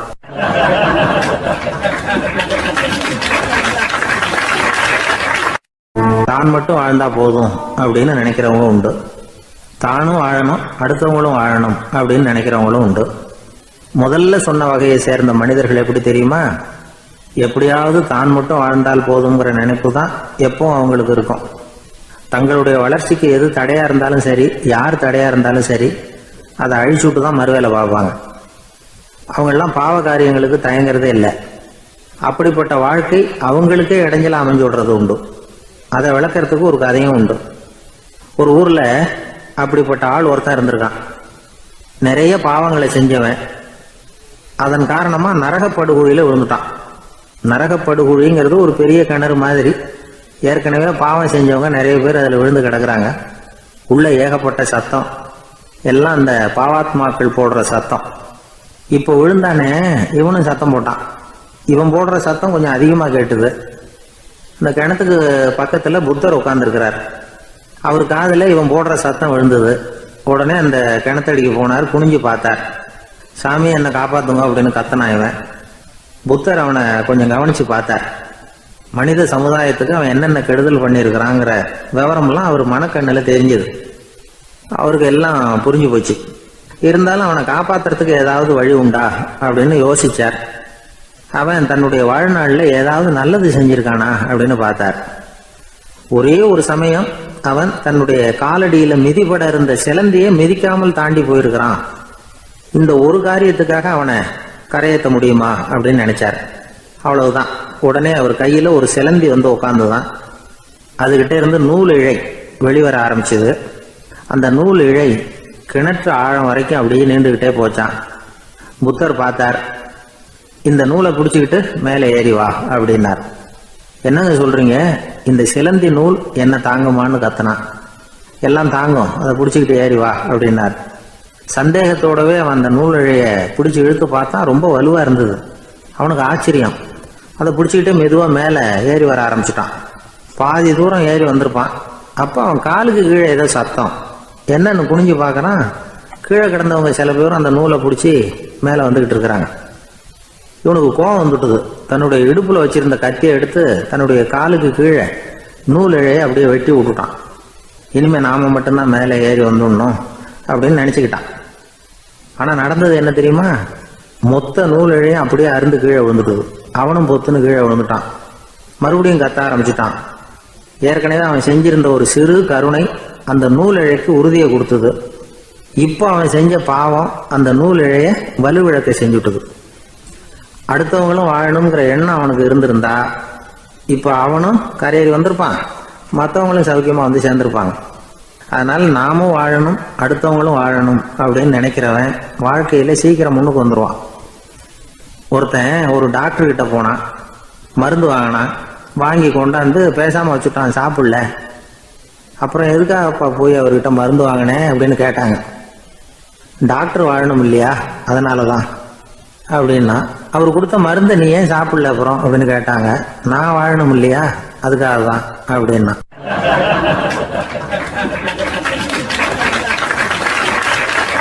அவர் ஒரு பெரிய குடும்பத்துல பிறந்தவர். இருக்கிற சொத்துக்கள் எல்லாத்தையும் வாரி வழங்கி விட்டு காட்டுக்கு புறப்பட்டார் தவம் செய்யறதுக்காக. இருந்தது ஊராவும் கொடுத்துட்டார். இனிமே எதுவுமே இல்லை கொடுக்கறதுக்கு. அப்போ கடைசியா ஒருத்தன் வந்து கையை நீட்டினானா, ஐயா ஏதாவது கொடுங்கன்னு இருக்கான். அவர் பார்த்தார். கட்டியிருக்கிற வேட்டியை தவிர வேற எதுவுமே இல்லை. 8 முழம் பட்டு வேட்டி ஜரிகை கரையோடு இருக்குது. கடைசியா அதை தான் எடுத்துக்கிட்டு அவர் புறப்பட்டு இருக்கார். அவர் பார்த்தார், எதிரில் அவன் பரிதாபமா நின்றுட்டு இருக்கிறான். அந்த 8 முழ வேட்டியை 2ஆ கிழிச்சார். 4 முழத்தை அவங்ககிட்ட கொடுத்தாரு. மீதி 4 முழத்தை தன்னுடைய இடுப்புல கட்டிட்டு அவர் காட்டுக்கு போயிட்டார். இவன் என்ன பண்ணான் தெரியுமா? கையில கிடைச்ச 4 முழத்தை எடுத்துக்கிட்டு கடை வீதிக்கு போனான். பழைய பட்டு வேட்டி ஜருகை இதையெல்லாம் விலைக்கு வாங்குற வணிகர் ஒருத்தர் இருக்கார். அவர்கிட்ட போனான். இதை விலைக்கு எடுத்துக்கிறீங்களா அப்படின்னு கேட்டிருக்கான். அவர் வாங்கி பார்த்துருக்கார். ஆஹா, இது ரொம்ப அருமையான வேட்டி, விலை உயர்ந்த ஜருகை, இது ஏது உனக்கு அப்படின்னு கேட்டாரான். அவன் நடந்தது சொல்லியிருக்கான்.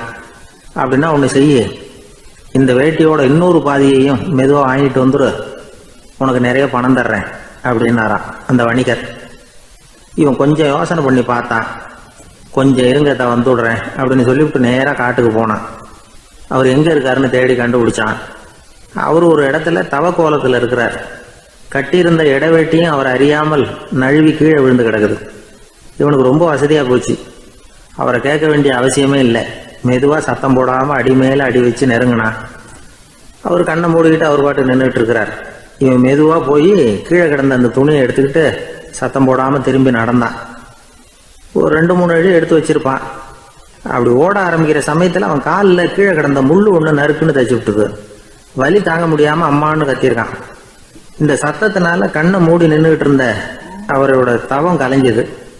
மெல்ல கண்ணை திறந்து பார்க்கிறார். தன் இடையில இருந்த வேட்டி அவன் கையில் இருக்கு.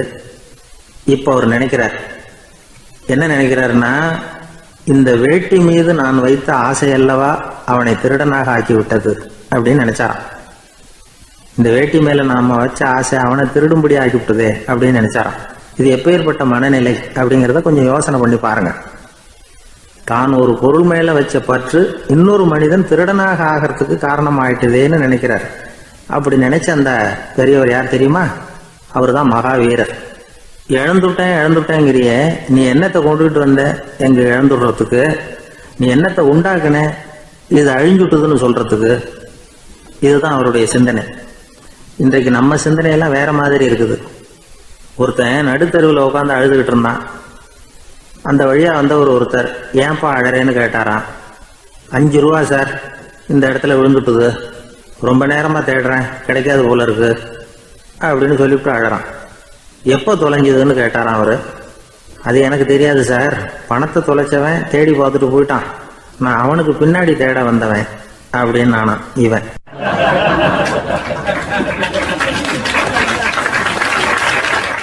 ஒரு ஊர்ல ஒரு ஆள் இருந்தான். அவன் ஒரு நாள் கோயிலுக்கு போனான். கடவுள்கிட்ட வேண்டிக்கிட்டான், எனக்கு ஒரு 1,00,000 ரூபா நீ கொடுத்தா நான் உன் சன்னதியில் ஒரு தேங்காய் உடைக்கிறேன் அப்படின்னு வேண்டிக்கிட்டான். கடவுள் பார்த்தார். உடனே அவன் கண் முன்னாடி தோன்றினார். இந்தா நீ கேட்ட 1,00,000 ரூபாய் அப்படின்னு சொல்லி அவன் கையில் பணத்தை கொடுத்துட்டு மறைஞ்சிட்டார். இவனால் நம்பவே முடியல. இவ்வளவு சுலபமாக கிடைக்கும்னு தெரிஞ்சிருந்தா அனாவசியமாக ஒரு தேங்காய் உடைக்கிறேன்னு வேண்டியிருக்க வேண்டியது இல்லையே அப்படின்னு நினச்சான். இருந்தாலும் வேண்டுதலை நிறைவேற்ற வேண்டியது கடமை. அதுக்காக என்ன பண்ணால், பக்கத்தில் ஒரு கடைக்கு போனான். ஒரு தேங்காயை கையில் எடுத்தான். இது என்ன விலைன்னு கேட்டான். 5 ரூபான்னார் கடையில் இருந்தவர். அதிகமாக இருக்குதே விலைன்னா. அப்படின்னா ஒன்று செய்யுங்க, அடுத்த ஊருக்கு போங்க, அங்கே தென்னந்தோப்பு அதிகம், அதனால் அங்கே இதை விட குறைஞ்ச விலைக்கு கிடைக்கும் அப்படின்னார். சரின்னு அடுத்த ஊருக்கு கிளம்புனான். அங்கே போய் விசாரித்தான். ஒரு தேங்காய் 3 ரூபாய் விலைன்னாங்க. இதுவும் அதிகமாக தெரியுதேன்னா. அப்படின்னா ஒன்று செய்ய, அதோ அந்த ஆற்று ஓரமாக ஒரு தென்னை மரம் இருக்கு பார், அதில் நீயே ஏறி பறிச்சுக்கோ, ஒரு தேங்காய்க்கு 1 ரூபா கொடுத்தா போதும் அப்படின்னார் அந்த தோப்புக்கு சொந்தக்காரரு. இவனுக்கு மரம் ஏற தெரியாது, இருந்தாலும் ஆசை யாரை விட்டுது, விலை சல்லிசாக இருக்குதே. ஆற்று ஓரம் போனால் தட்டு தடுமாறி அந்த மரத்தில் ஏறினா அந்த தென்னை மரம் வளைஞ்சி ஆற்று பக்கம் போய் அப்புறம் நிமிர்ந்து இருந்தது. அதாவது மரத்தின் உச்சி சரியாக ஆற்றுக்கு நடுவில் இருந்தது. ஆற்றுல வெள்ளம் கரைபுரண்டு ஓடிக்கிட்டு இருக்கு. இவன் கடவுள் கொடுத்த 1,00,000 ரூபாயை மடியில் வச்சு இறுக்கி கட்டிக்கிட்டான். உச்சிக்கு போய் காய் பறிக்கிற சமயத்தில் காற்றும் மழையும் பலமாக கலந்து அடிக்க ஆரம்பிச்சுட்டுது. கால் வழுக்கி விட்டுட்டுது. இவன் சடார்னு ஒரு தென்னை மட்டையை பிடிச்சிக்கிட்டு தொங்க ஆரம்பிச்சிட்டான். கீழே பயங்கரமான வெள்ளம், மடியில் 1,00,000 ரூபா பணம், என்ன செய்கிறதுன்னு தவிக்கிறான். இந்த சமயம் கரையில் ஒரு யானை பாகன் யானையை குளிப்பாட்டிக்கிட்டு இருக்கிறான். அது அவன் கண்ணில் பட்டுது. ஐயா ஒரு உதவின்னு கத்துனான். அவன் என்ன செய்யணும்னு கேட்டான். உன் யானையை மெதுவாக இங்கே அழைச்சிட்டு வா, எனக்கு நேராக கீழே நிறுத்து, என் காலை பிடிச்சி மெதுவாக கீழே இறக்கி விட்டுரு, என் மடியில் இருக்கிற பணத்தில் உனக்கு 10,000 ரூபா தரேன் அப்படின்னா. அவன் பார்த்தான், காலை கையை பிடிச்சா கூட எவனும் இந்த காலத்தில் 10 ரூபாய்க்கு மேலே தரமாட்டேங்கிறான், இவன் காலை பிடிச்சா 10,000 தர்றேங்கிறான் அப்படின்னு யோசனை பண்ணான். உடனே யானையை கொண்டுட்டு போனான். அவனுக்கு நேராக கீழே நிறுத்தினான். அவன் காலை பிடிச்சான். அவ்வளவுதான். அந்த நேரம் பார்த்து யானை மெதுவாக நடந்து அப்பால் போட்டுது. இப்போ யானை பாகன் அவன் காலை கெட்டியாக பிடிச்சிக்கிட்டு தொங்குறான். பரிதாபமாக மேலே பார்க்குறான். அவன் மட்டையை பிடிச்சிக்கிட்டு தொங்குறான். இப்போ யானை பாகன் சொல்கிறான், தம்பி மட்டையை விட்டுறாத, கெட்டியாக பிடிச்சிக்கோ, நான் உனக்கு 10,000 ரூபா தரேன், இதோ மடியில் தான் வச்சுருக்கேன்னா. மேலே தொங்குறவனுக்கு இந்த நிலைமையிலேயும் ஒரு சந்தோஷம், மேற்கொண்டு ஒரு 10,000 ரூபா நமக்கு கிடைக்கும் போல இருக்கே அப்படின்னு. இந்த சமயத்தில் ஒருத்தன் ஒட்டகத்தை ஓட்டிகிட்டு வந்தான் அந்த பக்கமாக குளிப்பாட்டுறதுக்கு. யானை பாகம் பார்த்துட்டான். ஐயா ஒட்டகக்காரரே, அதை இங்கே கொண்டுகிட்டு வா, எங்கள் காலை பிடிச்சி பத்திரமா இறக்கி விடு, நாங்கள் பணம் கொடுக்குறோம்னா. அவனும் பணத்துக்கு ஆசைப்பட்டு வந்தான். அவன் காலை பிடிக்கிற சமயம் ஒட்டகமும் நழுவி போட்டுது. இப்போ 3 பேருமே வரிசையாக தொங்குறாங்க. ஒட்டகக்காரன் கத்துறான், தம்பி மட்டையை விட்டுறாத, கெட்டியாக பிடிச்சிக்கோ, நான் என் மடியில் இருக்கிற 5,000 உனக்கு தந்துடுறேன்னா. மேலே தொங்குறவனுக்கு இன்னமும் சந்தோஷம், இவனும் பணம் தர்றேங்கிறான் அப்படின்னா இன்றைக்கி நமக்கு மொத்த பண வரவு எவ்வளவு அப்படின்னு ஒவ்வொன்றா கூட்டி பார்க்க ஆரம்பித்தான். மனக்கணக்கு சரியாக வரல. அதனால் அப்படியே விரலை விட்டு எண்ண ஆரம்பித்தான். அவ்வளவுதான், மட்டையை விட்டுட்டு கை நழுவி வந்துட்டுது. 3 பேரும் பொத்துன்னு ஆற்றுல விழுந்தாங்க. படாத பாடுபட்டு தட்டு தடுமாறி கரைக்கு வந்து சேர்ந்தாங்க. 3 பேர் மடியில் இருந்த பணமும் ஆத்தோட போட்டுது. பேராசை பெருநஷ்டம் அப்படின்னு ஒரு பழமொழி இருக்குல்ல, அதை விளக்கறதுக்காக சொல்லப்பட்ட கதை இது. இந்த காலத்தில் ஒருத்தர் ஒரு நீச்சல் குளத்தில் நீச்சல் அடிச்சுக்கிட்டு இருக்கிறார். காவலுக்கு இருந்தவர் அதை கவனிச்சுட்டார். கரையிலேருந்து சத்தம் போட்டாராம், இதோ பாருங்க, இங்கே ராத்திரி 8 மணிக்கு மேலே நீச்சல் அடிக்கிறது சட்டப்படி குற்றம், அதுக்கு அனுமதி கிடையாது, தெரியாதா உங்களுக்கு அப்படின்னாராம். இதுக்கு அவர், ஐயையோ, நான் நீச்சல் அடிக்க வந்தவன் இல்லைங்க, சும்மா சுற்றி பார்க்க வந்தவன், தடுமாறி குளத்தில் விழுந்துட்டேன், நீச்சல் தெரியாது, அதனால் தத்தளிச்சுக்கிட்டு இருக்கிறேன் அப்படின்னு கத்துனாராம். கரையில் இருந்தவர் பார்த்தார், ஓ அப்படின்னா சரி, அதுக்கு ஒன்றும் தடை இல்லை அப்படின்னு சொல்லிவிட்டு அவர் பாட்டுக்கு நடந்து போயிட்டாராம்.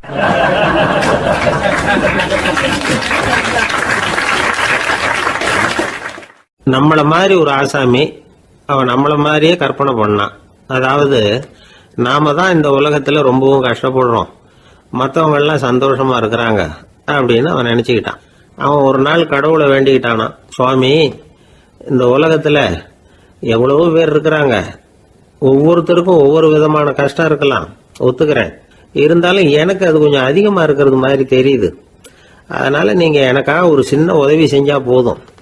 அது வேற ஒண்ணும் இல்ல, என்கிட்ட இருக்கிற துயரங்களை இன்னொருத்தர் யாருகிட்டயாவது கொடுத்துருங்க, அவர்கிட்ட இருக்கிற துயரங்களை என்கிட்ட மாத்தி கொடுத்துருங்க, ஒரு மியூச்சுவல் டிரான்ஸ்பர், அவ்வளவுதான், அப்படி பண்ணிவிட்டா போதும் அப்படின்னு வேண்டிக்கிட்டானா. அன்னைக்கு ராத்திரியே அவன் ஒரு கனவு கண்டிருக்கான். வானத்திலிருந்து ஒரு குரல் கேட்டிருக்கு. அது என்ன சொல்லிச்சு தெரியுமா? ஏ ஜனங்களே, எல்லாரும் அவங்கவுங்க கஷ்டங்களை ஒரு பையில போட்டு எடுத்துக்குங்க, அப்படி எடுத்துக்கிட்டு நேரா இந்த ஊர் எல்லையில இருக்கிற கோயிலுக்கு வந்து சேருங்க அப்படின்னு அந்த குரல். ஆஹா, கடவுள் நம்ம பிரார்த்தனைக்கு சேவை சாய்ச்சுட்டார் அப்படின்னு சந்தோஷப்பட்டான் இவன். உடனே என்ன பண்ணா, தன்கிட்ட இருந்த கஷ்டத்தையெல்லாம் ஒரு சாக்கு பையில போட்டு எடுத்துக்கிட்டான். வீட்டை விட்டு வெளியில வந்தான். தெருவில் இறங்கி நடக்கிறான். அங்க பார்த்தா ஏகப்பட்ட பேர் ஆளுக்கு ஒரு பைய தூக்கிக்கிட்டு கோயிலுக்கு போயிட்டு இருக்கிறாங்க.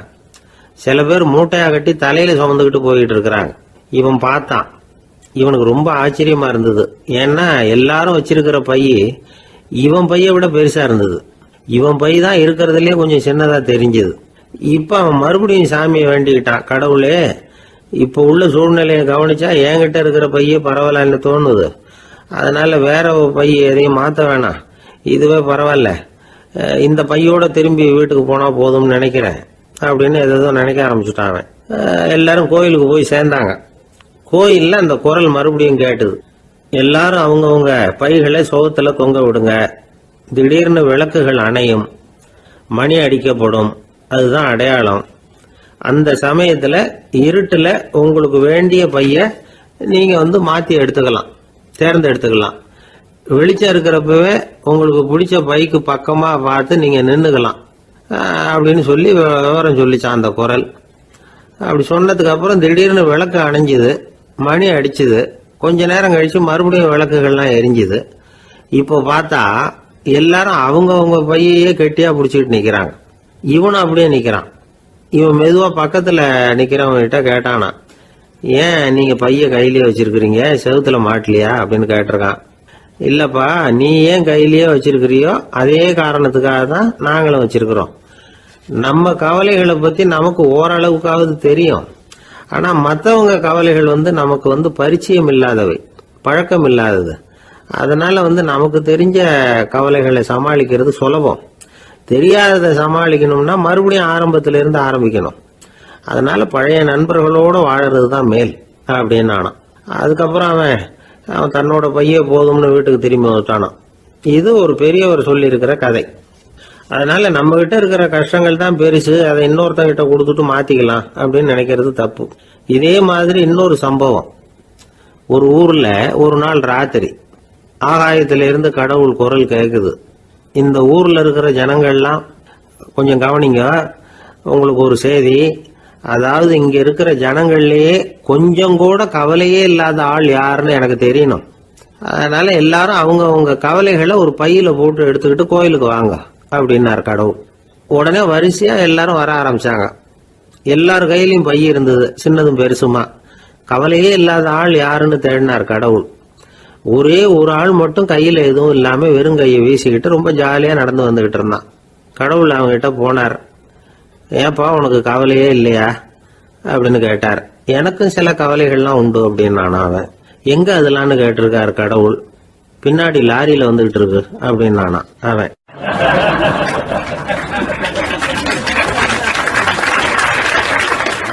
அசோக மன்னர் வந்துகிட்டு இருக்கார்.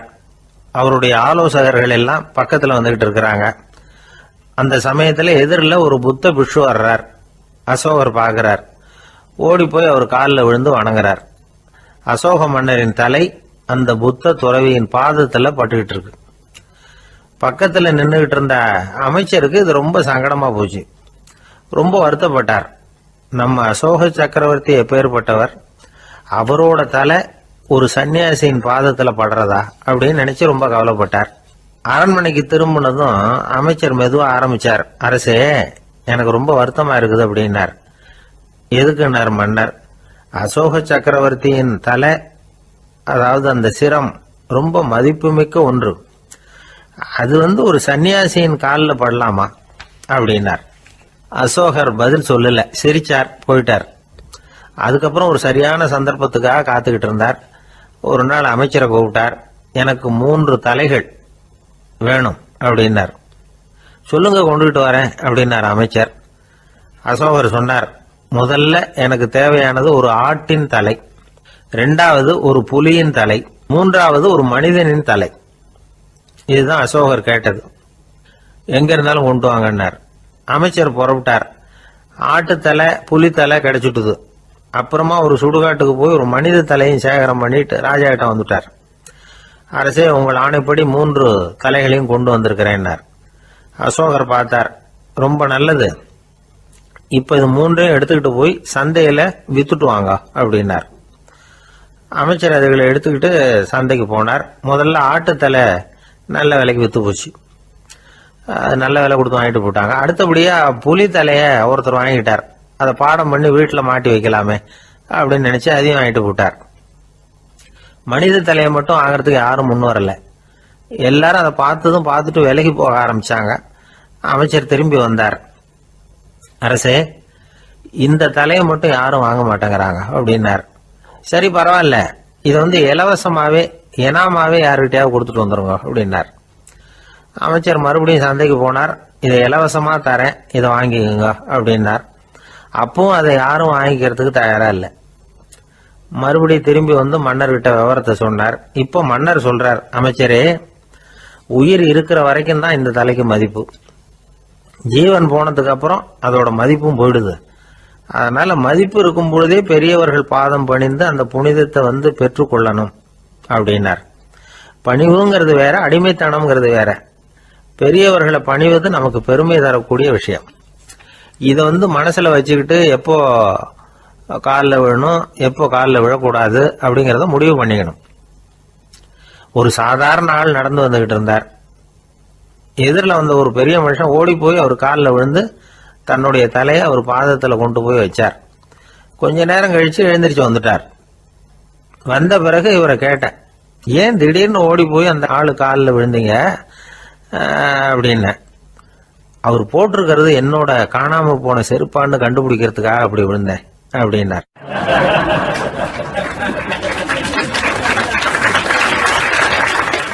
ஒரு காட்டுல ஒரு நரி இருந்தது. ஒரு நாள் காலை நேரம் அது தன்னுடைய இருப்பிடத்திலிருந்து வெளியில வந்தது. கொஞ்ச தூரம் நடந்து வந்தது. அப்பதான் அது தன்னோட நிழலை கவனிச்சு பார்த்தது.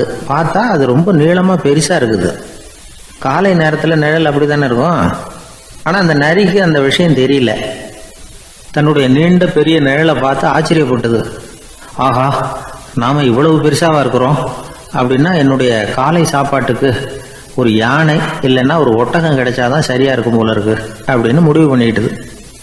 உடனே ஒரு யானை அல்லது ஒட்டகத்தை தேடி அலைஞ்சது, எங்க கிடைக்கும்னு. கிடைக்கவே இல்லை. மத்தியானம் 12 மணி ஆயிட்டுது. பசியோடு அலையுது. இப்ப தன்னோட நிழலை பார்த்தது. அது மத்தியான நிழல் எப்படி இருக்கும், அது ரொம்பவும் குறுகி போய் தெரிஞ்சது. உடனே அந்த நரி என்ன நினைச்சுக்கிட்டு தான் தெரியுமா, காலை ஆகாரம் சாப்பிடாததுனால நம்ம உடம்பு இப்படி அழிச்சு போட்டுதே அப்படின்னு நினைச்சுக்கிட்டு தான். கொஞ்ச நேரம் கழிச்சு மறுபடியும் தன்னுடைய நிழலை பார்க்குது.